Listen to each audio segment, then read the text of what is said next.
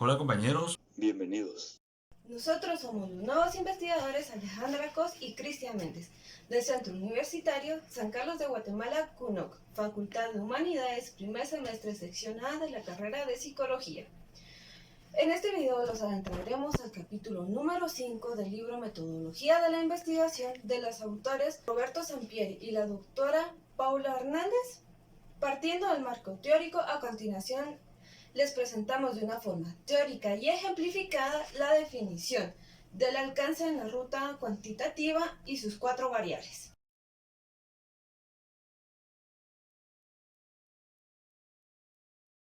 Los alcances se refieren a niveles de profundización que podrán alcanzar un estudio, demandando cada uno a su vez grados distintos de conocimientos previos a la disposición. Para respaldar la perspectiva y metas de la investigación, se debe realizar una lectura previa para averiguar qué tipo de alcances utilizaremos en nuestra investigación. Los alcances se derivan en 4: exploratorios, descriptivos, correlacionales y explicativos.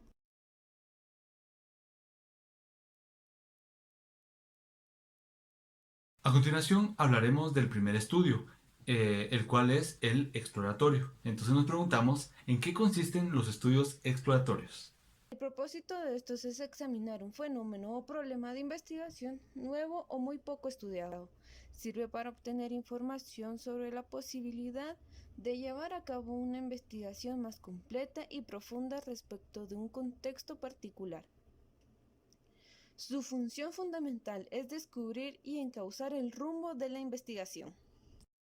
Anteceden investigaciones con alcances descriptivos, correlacionales o explicativos. A continuación nos tocaría hablar sobre el estudio descriptivos. Entonces nos preguntamos lo siguiente: ¿en qué consisten los estudios descriptivos? A continuación nos tocaría hablar sobre el estudio descriptivos.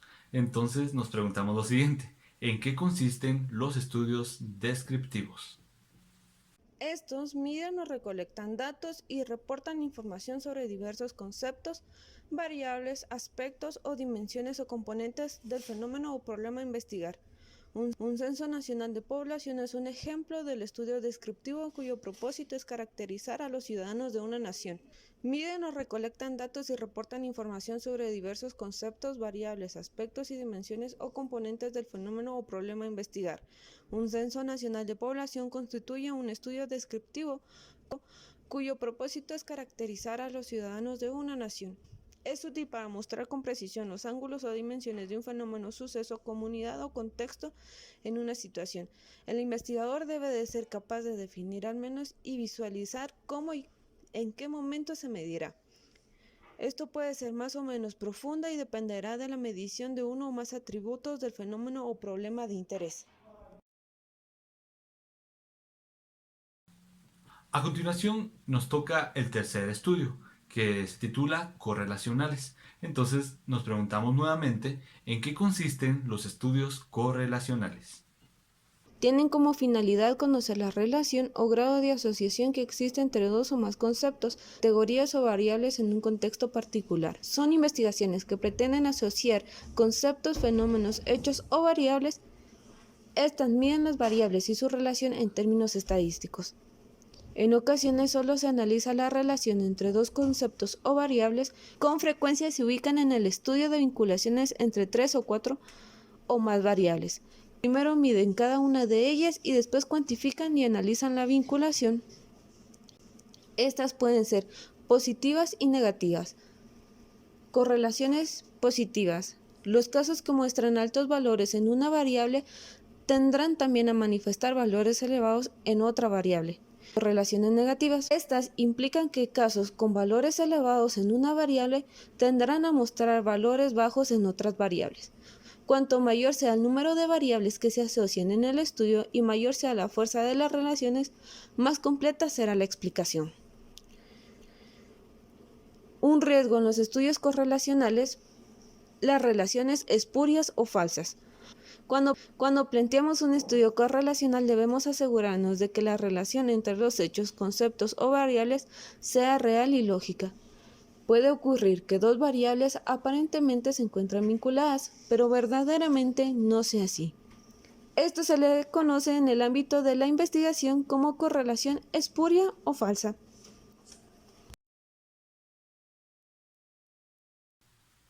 A continuación hablaremos sobre el cuarto estudio, el cual se titula Explicativos. Entonces nos preguntamos lo siguiente: ¿en qué consisten los estudios explicativos? A continuación hablaremos un poquito sobre esto. Van más allá de la descripción de fenómenos, conceptos o variables que se relacionen entre estas. Están dirigidos a responder por las causas de los eventos y fenómenos de cualquier índole. Su interés se centra en explicar por qué ocurre un fenómeno y en qué condiciones se manifiesta o por qué se relacionan dos o más variables. Los indicativos de las investigaciones son las que se tienen como propósito establecer las causas de los sucesos, problemas o fenómenos que se estudian. Las investigaciones explicativas son más estructuradas que los estudios con más alcances y proporcionan un sentido de entendimiento del fenómeno al que hacen referencia. Se guían por preguntas como ¿qué efecto tiene la incompetencia intrapersonal sobre la idea de suicidarse y atentar contra su vida? Los estudios descriptivos corresponderán a preguntas tipo ¿qué mecanismos utilizan los adultos jóvenes para suicidarse? Las investigaciones correlacionales se evocan a preguntas como ¿existe una relación entre el suicidio y el desempleo de determinado grupo poblacional? Los estudios exploratorios, en cambio, responden a cuestionamientos como ¿cuáles son las causas que originan los principales tipos de cáncer en los niños?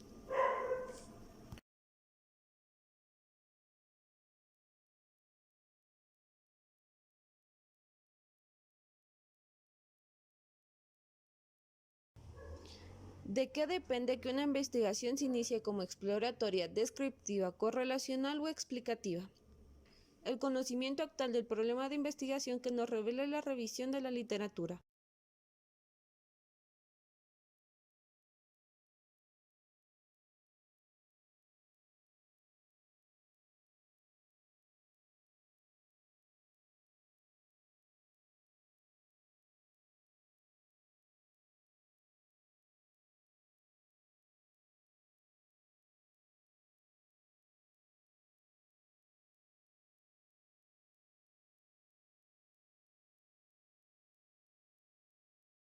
En primer término, la literatura puede revelar que hay antecedentes mínimos sobre el problema o fenómeno en cuestión, a que no son aplicables al contexto en el cual habrá de desarrollarse el estudio. Entonces, la investigación deberá iniciarse como exploratoria. Si al realizar la lectura encontramos que no hay antecedentes ni tenemos una idea clara y precisa sobre el fenómeno, el estudio se iniciará como exploratorio.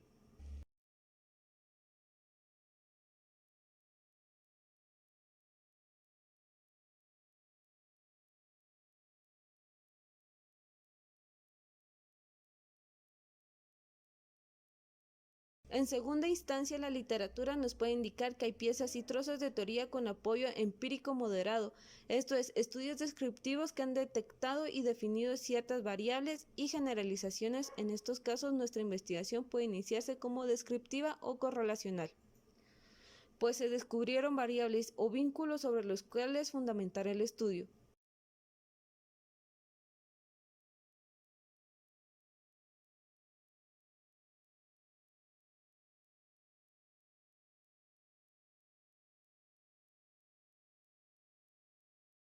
El tercer término.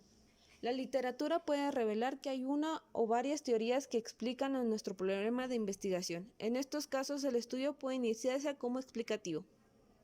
El propósito, sentido o perspectiva que el investigador tenga en mente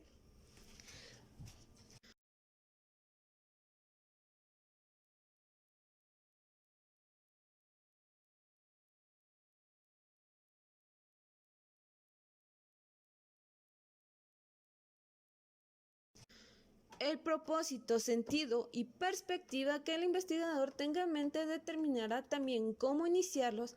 Si se piensa en realizar una investigación sobre un problema o fenómeno estudiado previamente, pero quiere darle una visión diferente, el estudio puede iniciarse como exploratorio.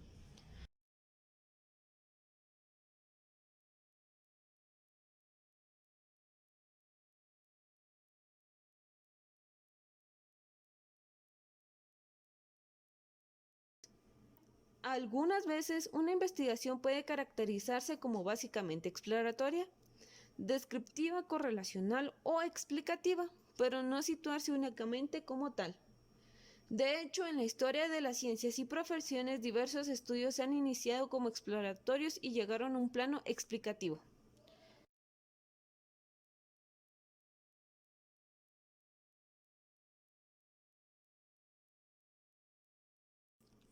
Cada alcance del proceso de investigación cuantitativa son igualmente válidos e importantes.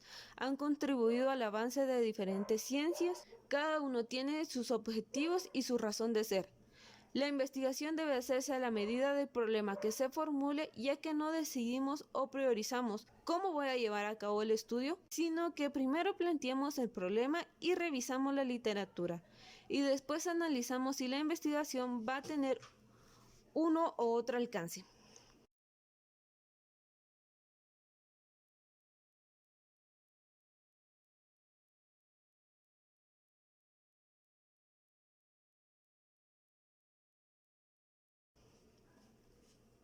Después de visualizar el alcance que sigue, una vez revisaste tu literatura y visualizaste el alcance de tu investigación, deberás volver a examinar tu planteamiento del problema.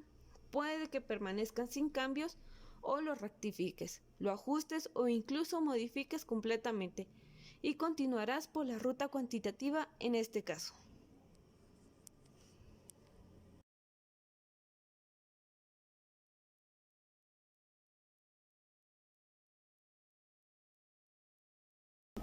Por último, la investigación en el desarrollo profesional. Quizás en el transcurso de nuestra carrera profesional nos preguntaremos para qué sirve la metodología de la investigación, y realmente esta nos sirve para plantear un cuestionamiento que en algún momento como profesionales tengamos. Esta nos ayudará a realizar una investigación de una manera profesional y adecuada acorde a nuestro tema a investigar. Por último, también les recomendamos la lectura. El leer amplía nuestro conocimiento y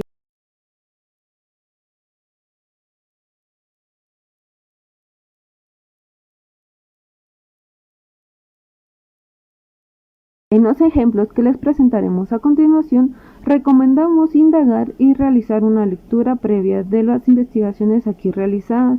Damos agradecimientos a cada uno de los investigadores que realizó este tema. Es así que al final del video dejaremos los URLs o direcciones para que ustedes puedan acceder libremente, así como nosotros hemos accedido a esta información. Muchas gracias y continuamos.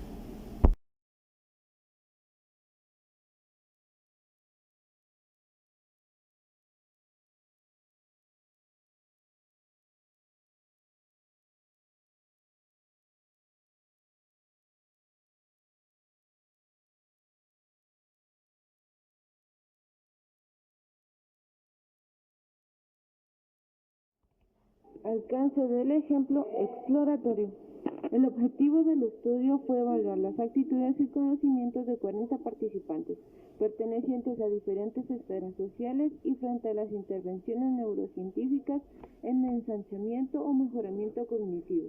Esto con el fin de explorar en qué medida encuentran moralmente aceptables los desarrollos biotecnológicos en las neurociencias del comportamiento. Se realizó un análisis y no se encontraron diferencias en las actitudes hacia la intervención según el nivel de conocimiento. Por último, se observó una tendencia central en lo que respecta a las percepciones éticas sobre las intervenciones, a pesar de encontrar diferencias de aceptabilidad moral en diferentes grupos.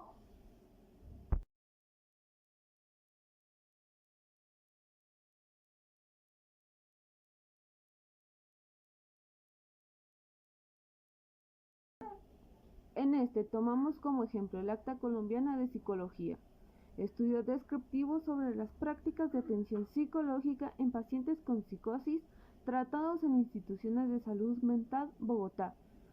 Marta Lucía Gómez González, Universidad Católica de Colombia. Recibido en diciembre del 6 del 2009, concepto y evaluación en abril 15 del 2010, aceptado en mayo del 30 de 2010. Este estudio tuvo como objetivo identificar las características de las prácticas en la atención psicológica de los pacientes con psicosis. Para ello, se realizó un método descriptivo dentro de la tradición cualitativa. Se plantearon como categorías de análisis la evaluación, la intervención y el seguimiento de estos pacientes. A partir de ello se diseñó una entrevista que fue aplicada a 12 psicólogos que laboraban en instituciones de salud mental de Bogotá. Dentro de los resultados se evidencia que los procesos de evaluación son la labor central del profesional de la psicología en la institución y no dependen de un enfoque teórico específico, lo que no ocurre con los procesos de intervención en donde se tienen en cuenta la postura epistemológica y el modelo teórico del psicólogo, así como la problemática específica del paciente. El proceso de seguimiento es ocasionalmente realizado, no tiene protocolos ni procesos claramente establecidos. Se encontró que la Ley 100 y las políticas de las políticas de las instituciones son determinantes en el tiempo de estadía y el tipo de servicios que se incluyen en los procesos de atención de los pacientes.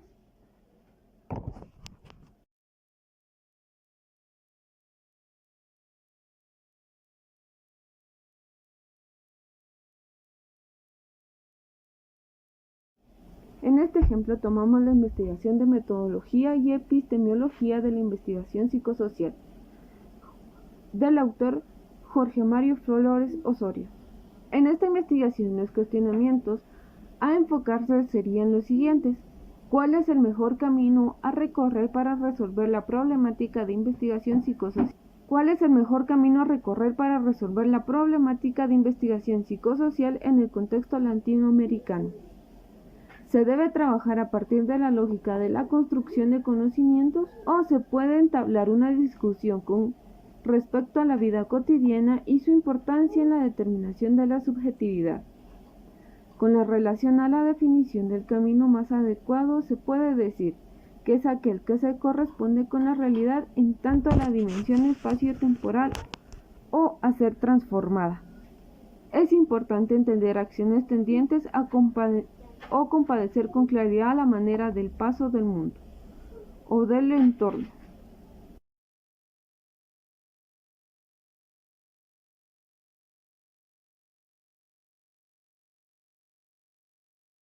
En el enlace explicativo tomaremos en el ejemplo del enlace explicativo tomamos la investigación de Flores Osorio y Jorge Mario, Pedagogía, Solidaridad y Transformación Social, Universidad Federal do Paraná, Brasil.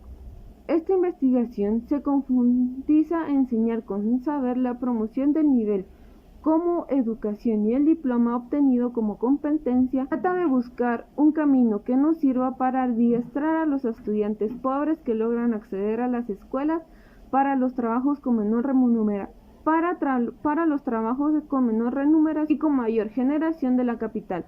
La propuesta está centrada en considerar a la educación como un sueño posible, un sueño que se atribuye de manera solidaria, por lo consiguiente, en un proyecto de convivencia y respeto a la diversidad. Por consiguiente, incluye en el sentido que lo postula